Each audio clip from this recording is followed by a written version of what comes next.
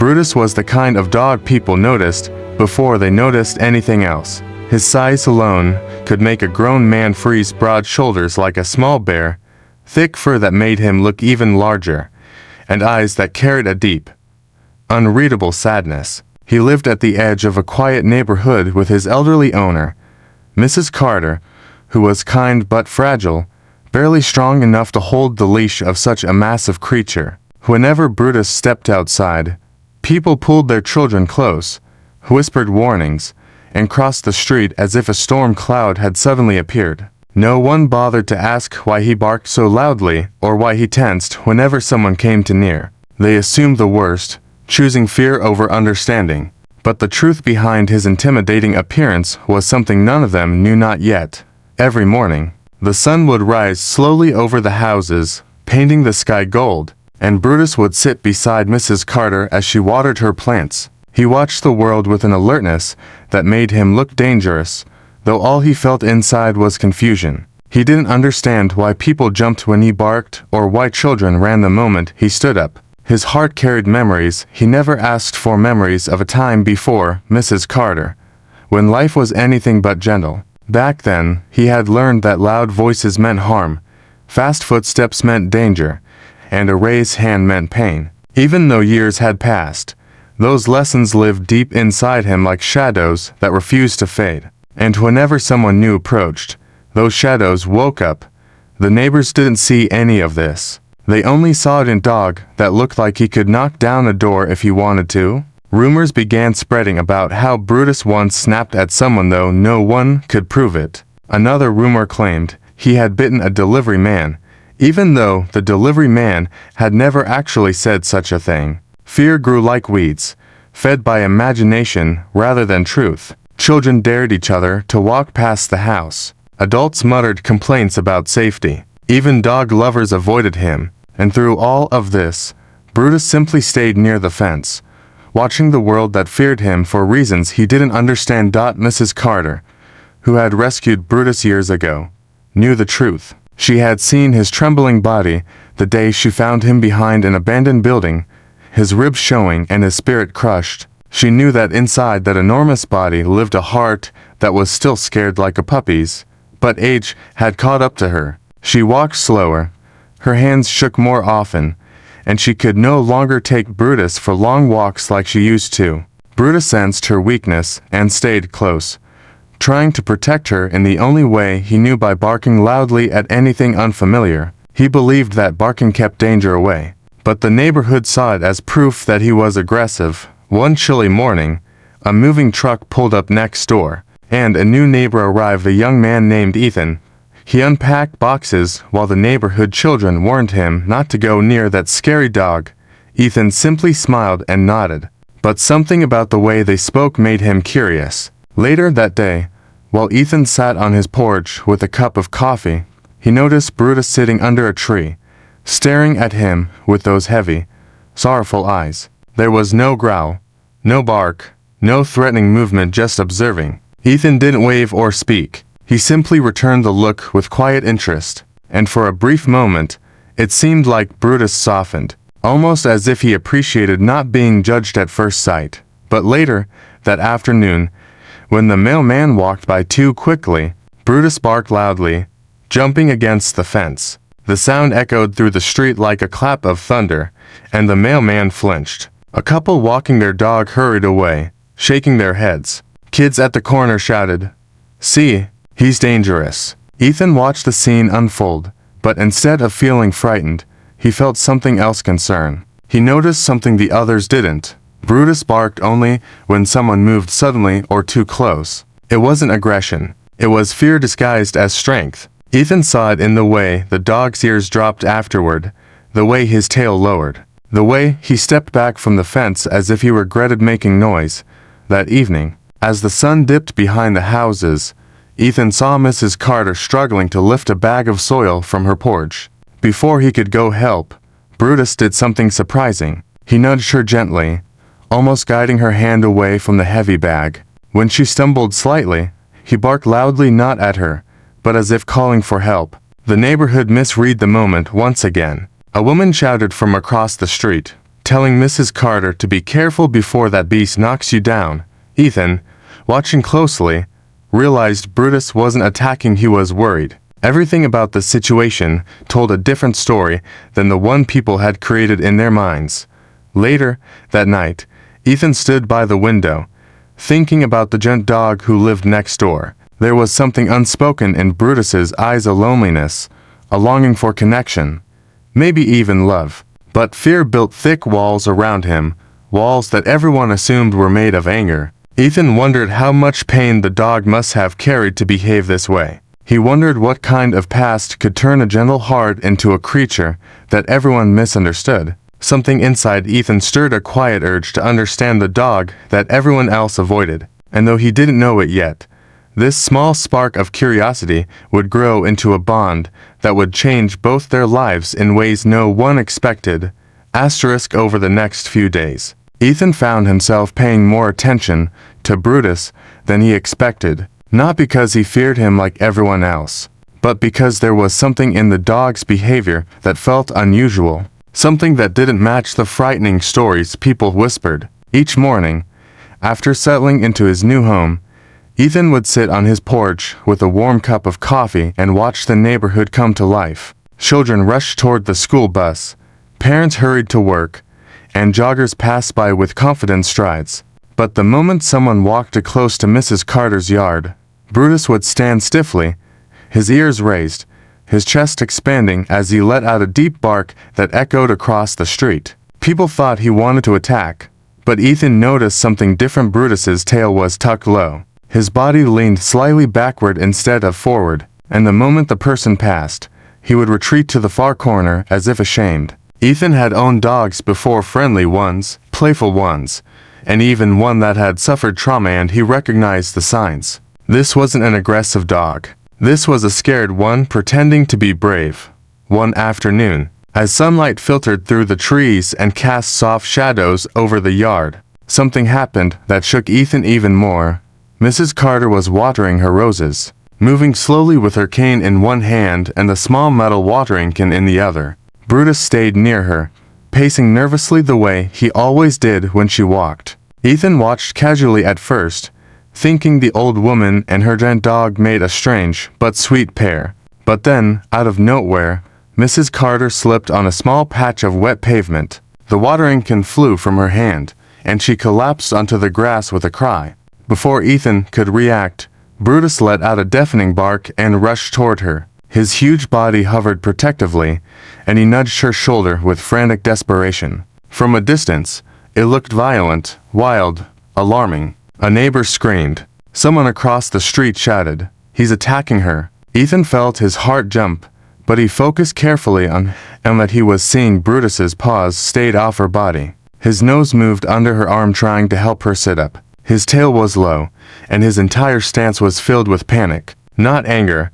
Ethan ran toward them, ignoring the warnings being yelled behind him. As he approached, Brutus turned sharply, barking with a sound that came from deep inside his chest, but his eyes told another story. They were wide, frightened, begging for help. Ethan froze for a moment, hands raised, realizing Brutus wasn't trying to scare him away. The dog was communicating the only way he knew. "It's okay, boy. I'm here," Ethan whispered gently. The dog paused, watching him with a mixture of fear and uncertainty. Slowly, Brutus stepped back just enough for Ethan to kneel beside Mrs. Carter, who assured him she was not badly hurt, only startled and winded. Still, the entire neighborhood stood frozen, staring with horrified eyes at the giant dog who had simply tried to protect the only person who had ever shown him kindness.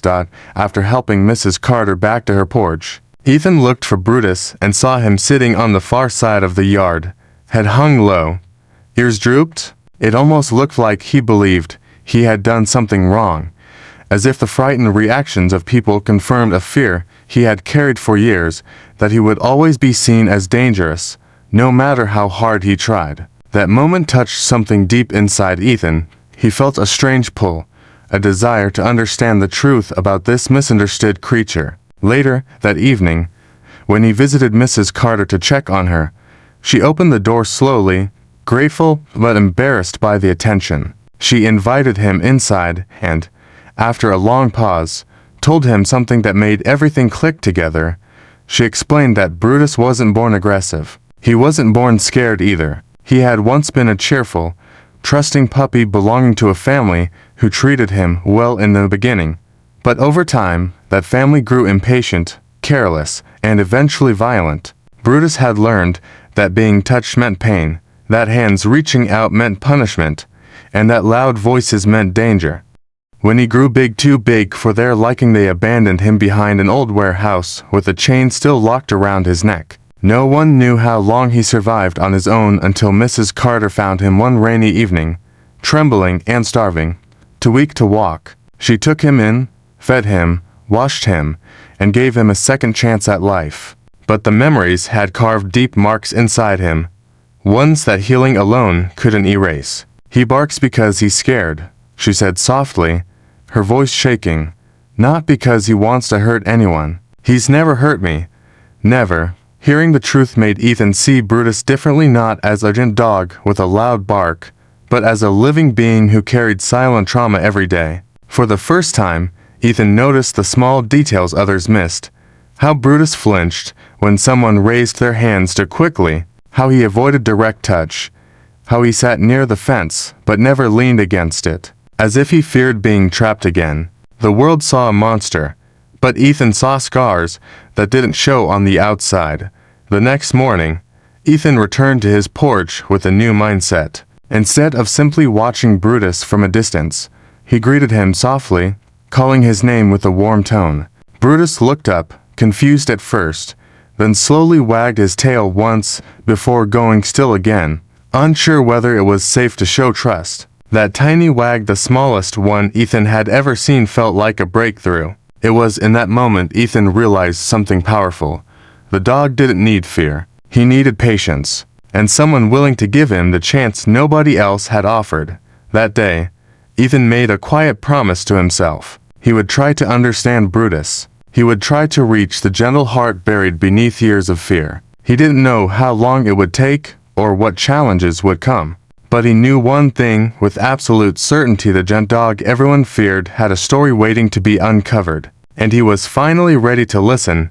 In the days that followed, something subtle yet powerful began to change between Ethan and Brutus. It wasn't sudden, and it wasn't dramatic like the movies. It was slow, careful, almost fragile, like watching a flower open petal by petal after years of harsh winter. Ethan started spending more time outside, not pretending, not forcing interaction, but simply being present in a calm, gentle way. Each morning he sat on his porch, sipping coffee while reading or thus listening to the neighborhood sounds. He never called Brutus over too eagerly, never stretched out his hand without permission. Instead, he let the giant dog observe him from a distance on his own terms.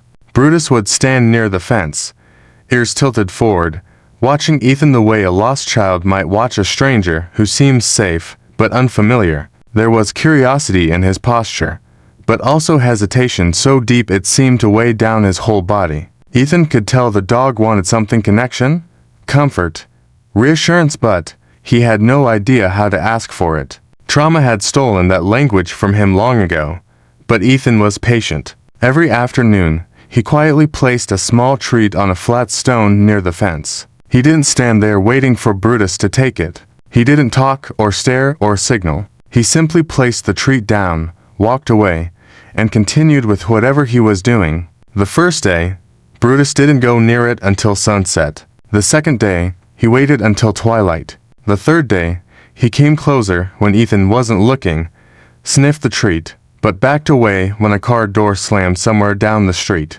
On the fourth day, Ethan glanced up just in time to see the dog eat the treat while keeping one eye on him the entire time, as if unsure whether trust was allowed. This tiny breakthrough warmed Ethan's heart. He didn't celebrate loudly or try to extend his hand immediately, because he understood this was something delicate. Trust, once shattered, doesn't rebuild overnight. A week later, Mrs. Carter sat outside knitting on her porch, watching the slow bond form between her dog and her new neighbor with a mixture of hope and disbelief. She had always known Brutus carried unseen wounds, but she had never seen him approach a stranger willingly, not in all the years she had cared for him. "He likes you," she said one afternoon with a soft smile as Ethan approached her fence. Brutus, sitting nearby, perked his ears but didn't flee the way he used to. He stayed where he was, his chest rising and falling deeply, eyes locked on Ethan like a student watching a teacher he wants to understand. Ethan smiled and replied that he simply wanted to give Brutus the chance he deserved. Mrs. Carter paused her knitting and shared more about the dogs past the nights he cried in his sleep, the way he hid under the table during thunderstorms, the way he flinched whenever she dropped something on the floor. Everything she said made Ethan more determined to help the dog heal. One late afternoon, when the sky was covered with soft golden light and the air smelled of fresh grass, Ethan decided to try something new. He sat down on the grass near the fence, not too close, not too far, and placed a treat beside him. Then he leaned back on his hands and looked away, giving Brutus the space and freedom to choose. At first, Brutus stood still, confused by this unfamiliar arrangement. He paced a few steps, sniffed the air, and looked back at Mrs. Carter as if asking for permission. She nodded gently and whispered, "Go on, boy, it's all right." With slow, cautious movements, Brutus approached the fence. Ethan didn't speak, didn't move, didn't even look directly at him. He stayed still, allowing Brutus to take control of the moment. After several long seconds, the giant dog leaned forward, sniffed the treat, and ate it while standing only a few feet away from Ethan. For someone who had been through so much, that tiny step was incredibly brave. Ethan's heart softened even more, realizing this dog wasn't just trying to trust, he was fighting his own memories to do it. Over the next few days, Brutus grew bolder. He would come to the fence when he heard Ethan's voice. He would sit nearby when Ethan gardened or cleaned his porch. One evening, Ethan dropped his keys accidentally, and Brutus didn't bolt away like he once would have. Instead, he stayed where he was and tilted his head curiously, watching Ethan pick them up calmly. That's when Ethan knew something inside the dog was shifting, a transformation that was small on the outside, but enormous within. It was as if the walls he had built over the years were slowly beginning to crack, letting in small rays of trust. One Saturday morning, Ethan made a decision that could either strengthen the bond or frighten Brutus, so he approached it with extreme gentleness. Mrs. Carter invited him inside her yard, believing Brutus was ready for a closer interaction. Ethan entered slowly, leaving the gate half open so the dog wouldn't feel trapped.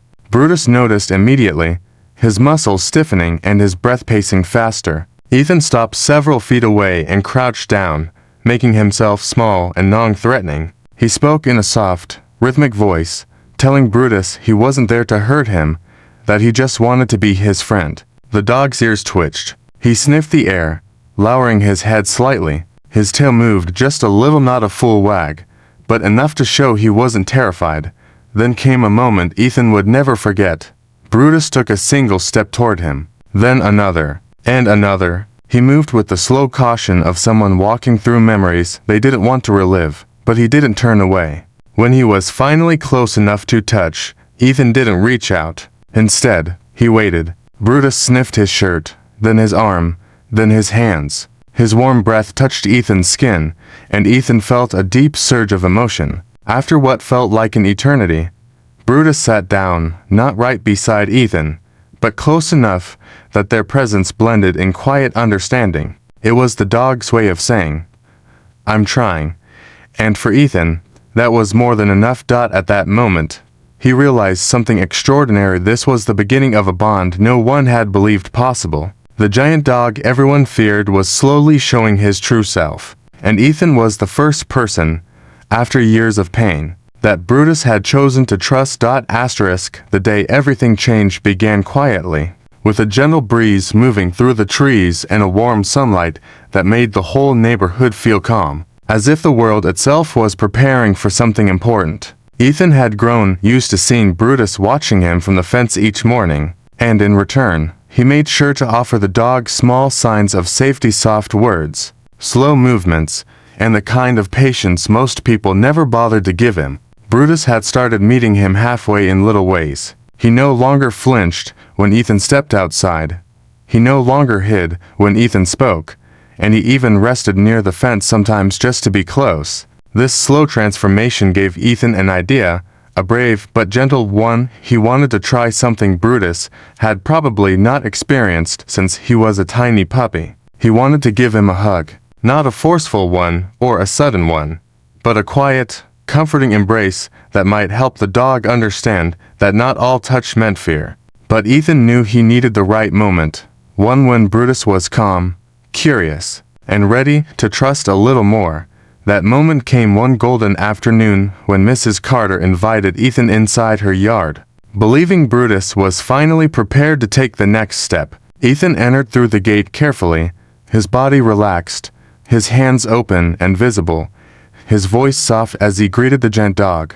Brutus stood a few feet away, his big brown eyes watching Ethan with a mixture of hope and uncertainty. Ethan crouched down slowly, making himself smaller and less intimidating, and waited without saying another word. Brutus took a cautious step forward, sniffed the air, and then sat down, his tail brushing the grass in a slow, thoughtful movement. Ethan felt his heart warm at the sight, because he recognized that tail movement. It wasn't excitement, but it wasn't fear either. It was the body language of a creature torn between memories of pain and a fragile new trust forming inside him. Ethan whispered softly that he wasn't going to hurt him, that he only wanted to say hello. Brutus listened, his head tilting slightly, his ears loosening just a bit, and his breathing steadied. Ethan extended his hand forward, not to touch Brutus, but just to show him that he was safe. Brutus leaned closer, sniffed his fingers, and stayed there for several seconds, which felt like minutes to Ethan. It was a moment so delicate that even the wind seemed quieter. Then Ethan did something incredibly brave and incredibly gentle. He slowly opened his arms just a little, not fully, but just enough for Brutus to understand the invitation. It wasn't a demand. It wasn't a command. It was simply an offer. Brutus froze, his eyes widening with a mix of fear and confusion. He had never been hugged since his traumatic past, never been held in a way that meant love instead of danger. Ethan could see the conflict in his body, the stiffened back, the slight trembling in his legs, the quick breaths, but he spoke softly, reminding the dog that he was safe, that no one would hurt him ever again.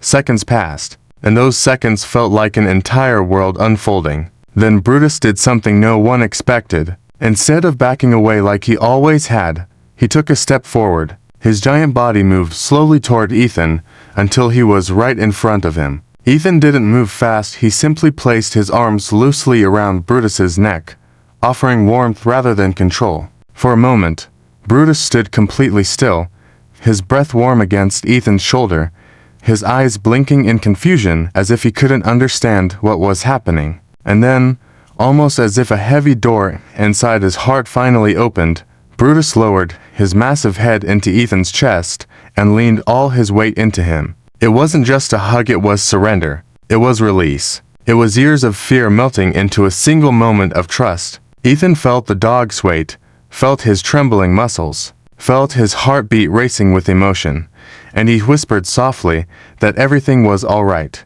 that he was safe now. But what Brutus did next shocked everyone watching.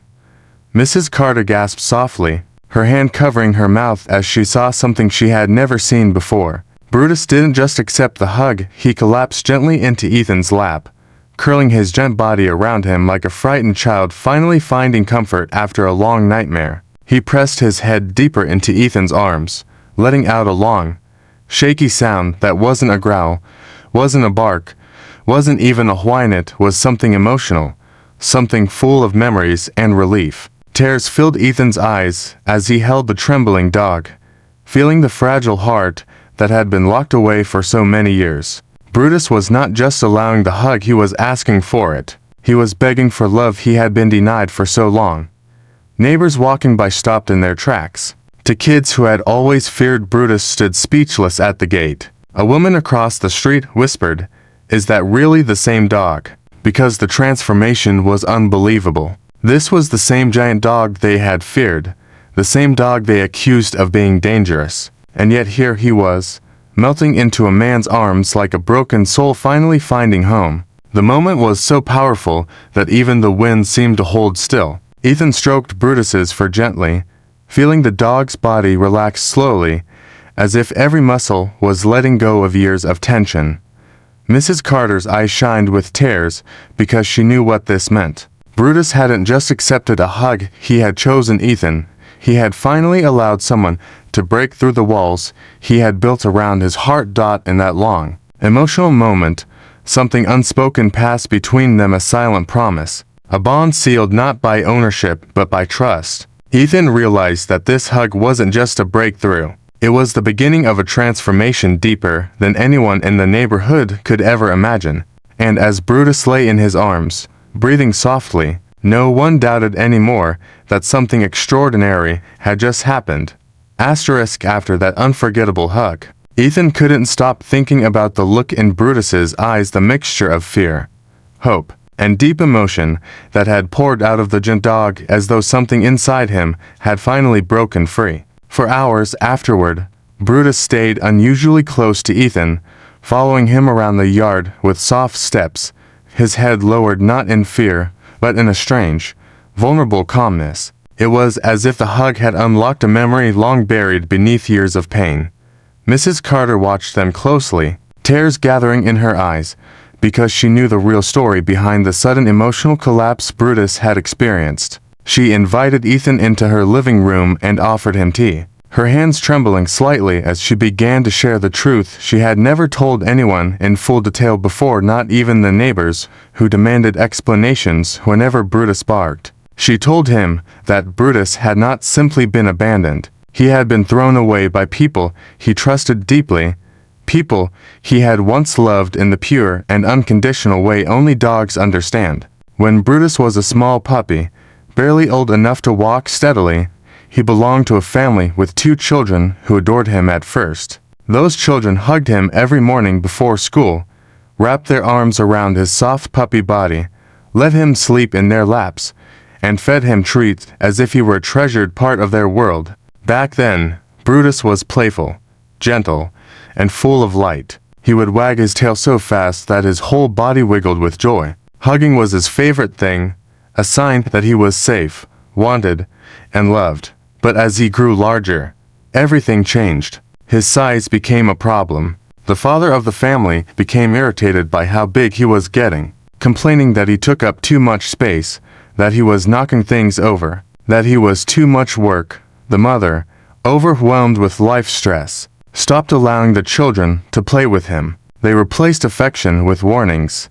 Don't hug him anymore, he's too big, and punished him for accidents or moments of excitement that were simply part of being a growing puppy. Brutus couldn't understand why the hug stopped or why the hands that once stroked him now pushed him away. Slowly, he learned to fear touch. The final wound came one night during a heated argument between the parents. Brutus, frightened by the shouting, instinctively ran to the children, seeking the comfort he once knew. When he jumped onto the couch for safety, the father grabbed him roughly, yelled at him, and threw him outside into the cold without so much as a blanket. Brutus scratched the door, crying to come back inside, but no one opened it, and that was the last night he would ever see that house again. The next morning, without warning, the father shoved Brutus into the back of a truck, drove miles away, and abandoned him behind a warehouse. Leaving him with the chain still attached to his collar, a chain he dragged around until it cut into his neck. That was where Mrs. Carter found him weeks later, skinny, bruised, terrified of touch, and deeply broken.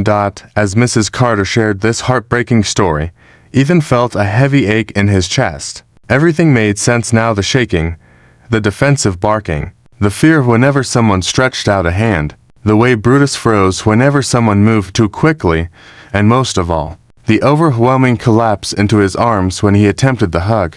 Brutus wasn't reacting to Ethan, he was reacting to a memory. The hug had awakened something buried inside him, something he had lost the day he was thrown away. The memory of warmth, safety, and affection. But that memory was tangled with pain. The moment Ethan opened his arms and offered kindness, Brutus remembered being loved. And the moment Ethan wrapped his arms around him, Brutus also remembered losing that love. The two emotions collided inside him, joy and heartbreak, so suddenly and so powerfully that he could no longer hold himself together. That's why he had laid his massive head in Ethan's lap, trembling softly, releasing years of silent suffering in one vulnerable surrender. Ethan stared at Brutus through the window, watching the giant dog rest peacefully in the grass. Completely unaware of how much his past had just been revealed, he thought about the years of confusion Brutus had endured, the nights he must have wondered why his family stopped loving him, and how every human he met afterward reminded him of the ones who betrayed him. Ethan realized that the hug wasn't just a small act of trust, it was an emotional breakthrough deeper than anyone could understand. It meant Brutus remembered what love felt like, and that he was ready to feel it again, but only with someone who had proven he wasn't there to harm him. Ethan's eyes softened with a determination he had never felt before. He decided that from this moment on, he would never let Brutus experience that kind of pain again. He promised himself that he would protect this giant dog, heal him, and show him a world where love didn't vanish when he grew big or difficult. As the sun set that evening, Brutus slowly rose from the yard and walked toward Ethan with a quiet confidence he had never shown before. He nudged Ethan's hand gently with his nose, seeking a touch not out of fear or confusion, but out of genuine affection. Ethan knelt down and held out his hand with a soft smile, letting Brutus place his large head beneath it. It was a simple gesture, but it spoke louder than words. Brutus was choosing him, trusting him, and opening a door inside himself that had been locked for far too long. Mrs. Carter, watching from her porch, felt a deep sense of relief. She knew Brutus needed someone young, strong, patient, and full of heart, someone who could give him what she no longer had the strength to offer.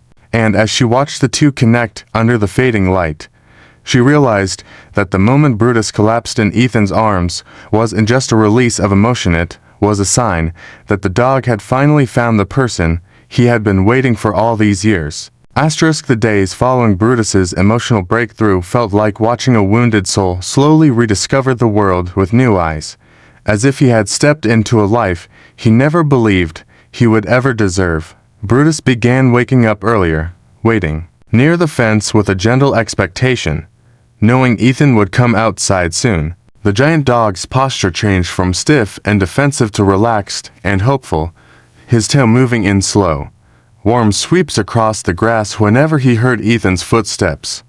The neighborhood, once filled with fear and rumors about the dangerous giant, now witnessed a transformation so remarkable that even the most skeptical neighbors paused to reconsider their assumptions. Kids who once crossed the street to avoid him now watched curiously as Brutus followed Ethan around Mrs. Carter's yard during their early morning interactions.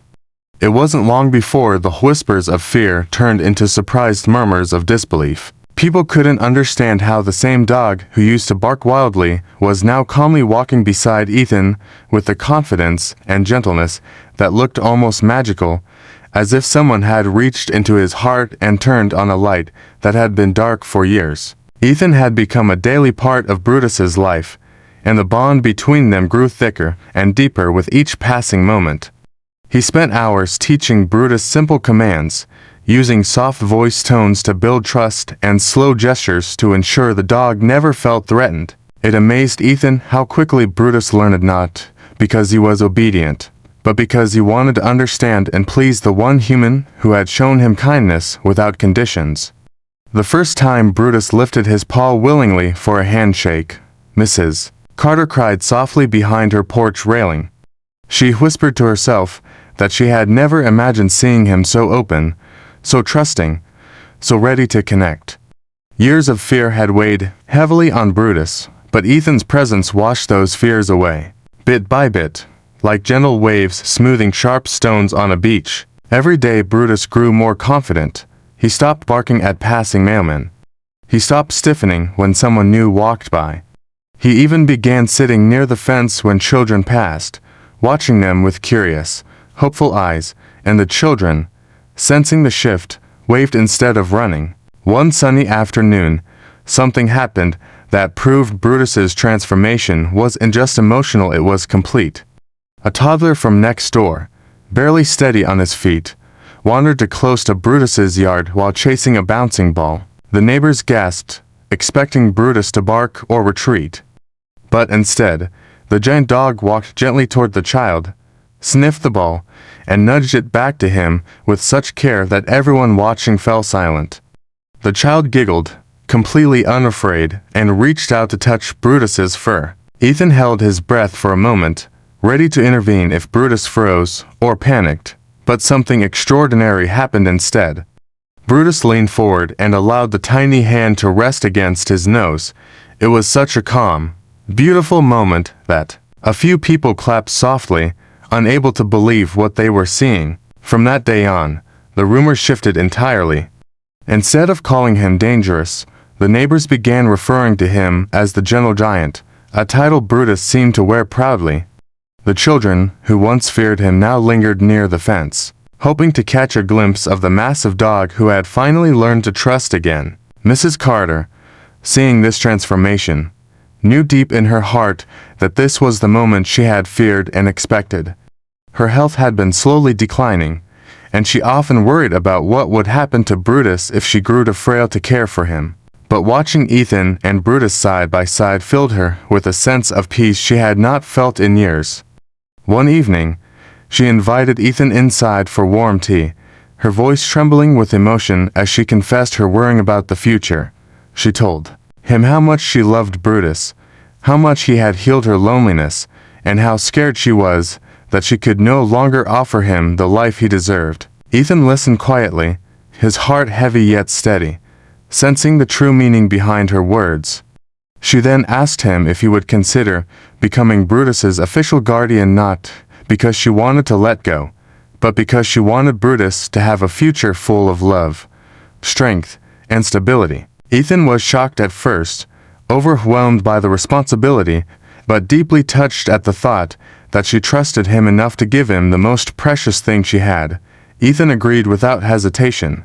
And when he told Brutus, the dog seemed to understand in his own special way. He pressed his large head against Ethan's chest and stood quietly for a long moment, as if acknowledging that his heart finally had a home where it belonged. From that evening forward, Brutus began sleeping closer to Ethan's side of the fence and spending more time in Ethan's yard than in his own. Mrs. Carter didn't feel replaced, she felt relieved. She knew Brutus would always love her, but she also knew that he had found someone who could give him more than she physically could now. And in her mind, that was the greatest gift she could ever give him, a future free of fear. The bond between man and dog grew even stronger. Ethan took Brutus on long walks, teaching him the beauty of the outside world beyond the fence. He introduced him to other dogs, other people, and other experiences Brutus had long been denied. The Gentle Giant, who once trembled at sudden movements, now walked confidently beside Ethan, tail swaying peacefully. Neighbors greeted him with smiles, cars slowed to admire him, and children ran to the gate just to call his name. Brutus carried himself with pride now, not arrogance, but the pride of someone who finally knew he was loved, safe, and valued. And every time Ethan wrapped his arms around him, every time he gave him that warm, gentle hug, Brutus melted into him. It was like he had the first time. Not out of fear, not out of memory, but out of pure love. A love he had finally learned to accept. A love he had finally learned to give. A love that had transformed not just his life, but the entire neighborhood. Proving to everyone that even the most broken hearts can become whole again when someone cares enough to try.